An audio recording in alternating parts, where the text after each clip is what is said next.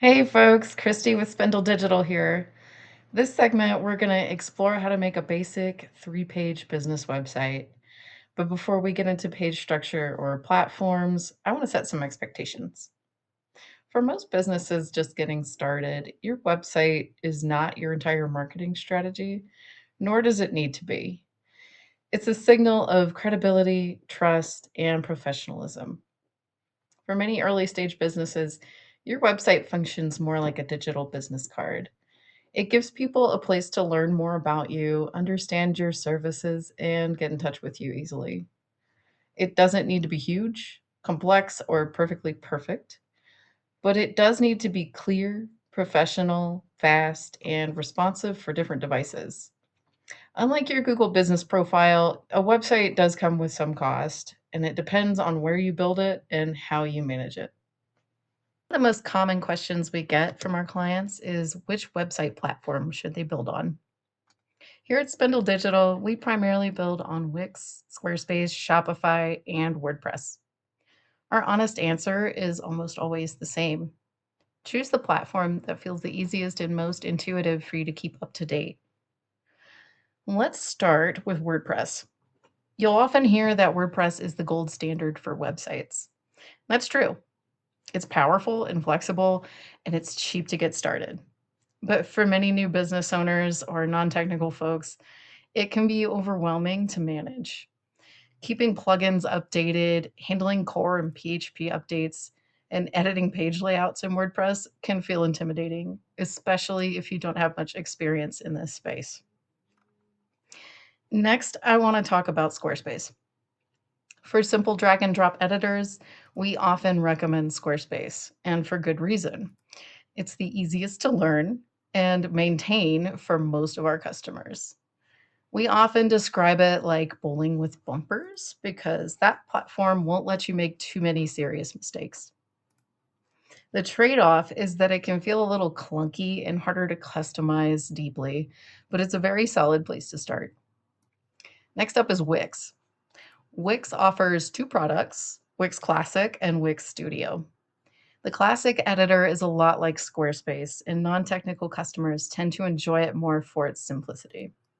Wix Studio allows much more customization and flexibility.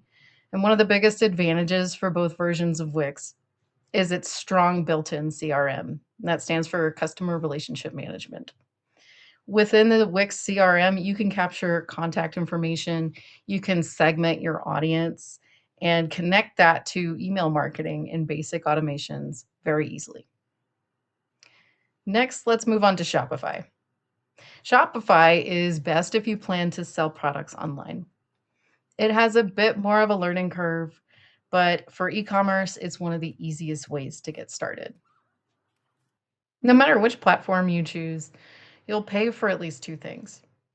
First is your domain. That's your www.business.com. Think of it as the street address for your online business. Second is hosting in your content management system or your CMS. This is the physical storage space for your website and the platform you use to build and edit it. You can think of that as the lot on which you build your online business and the contractor who built it. All of the platforms we mentioned allow you to bundle domain, hosting, and CMS together. Depending on the level of service you need, this usually runs between $300 and $500 per year. At Spindle, we don't upcharge on these fees. We charge for design or coaching time. That way, you can either get a done for you website or hands on coaching if you want to build it yourself efficiently. For most small businesses and nonprofits just getting started, we recommend a very simple 3-page website structure. If you're just getting started, 3 pages could be all you need because the goal is not to say everything. The goal is to be clear. We often joke with clients to write out everything they want to say and then cut out 75% of it because that's really all you need. One of the most common mistakes that we see are websites that are way too wordy. This can be great for Google and AI, but it leads you away from the primary purpose, which is to make sure that real people can use it. Page one is your homepage. This page should clearly explain what you do, who you help, and what someone should do next. It should include a contact section that people can reach you easily. Page 2 is your about page. This is where you can talk about your team and your business journey, but more importantly, what problems you solve and why someone should choose you. Your about page is not a life story. It's a relevant story. If it's not very relevant to your business, it probably doesn't need to be on your about page. Page 3 is your services page. This should be very clear about what you offer, whether that's services, products, or both. If you offer multiple services, it's often helpful to create a single page for each service as your business grows. But to start, one services page is enough. When you build your website, you need to decide what you want people to do. Do you want them to fill out a form? Do you want them to call you, email you, or buy something? Whatever that action is, it needs to be very clear and easy to find on your homepage. And we like to see it at the top. This is what we mean by a call to action above the fold or above the scroll, really. Most visitors are going to spend 3 to 5 seconds deciding whether your website is for them. If they have to scroll past your origin story, your personal anecdotes, or any unrelated content before seeing how to contact you, they're likely to leave. You also want to include trust signals near the top of your homepage. This can be testimonials, reviews, or something simple like a Google 5-star badge once you have reviews. Finally, your homepage should always include a clear way to contact you. Typically, this is a contact section at the bottom of the page with an anchor link in your top navigation.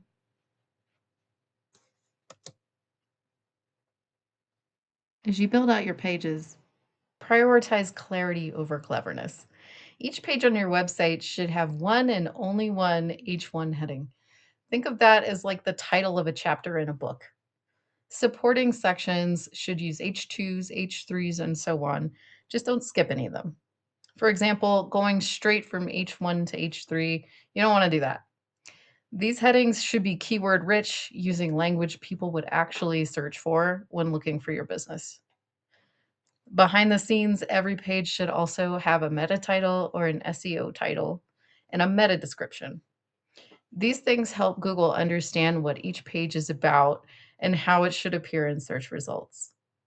You can edit these elements fairly easy in most platforms. For example, in Squarespace, you'll find it in the SEO tab of the settings for each page.